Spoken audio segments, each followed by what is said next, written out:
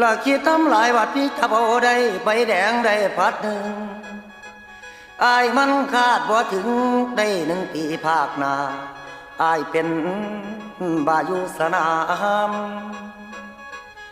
ย้ำที่ได้คำพูว่าที่รักมีแฟนทหารเกณฑ์อยู่ชายแดนพวงกระเลิงถูกแรงเศร้าเถ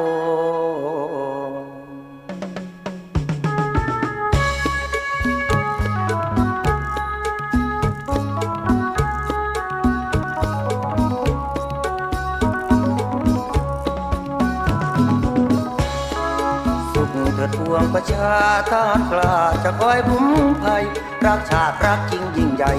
ตายเมื่อไรผมพื้นไตรลงแต่ก่อนเมื่อใช่ชาติแล้วยังมีแววจะมาหาหนุ่มแต่นี้ขอบอกตามตรงสิ่งที่ประสงค์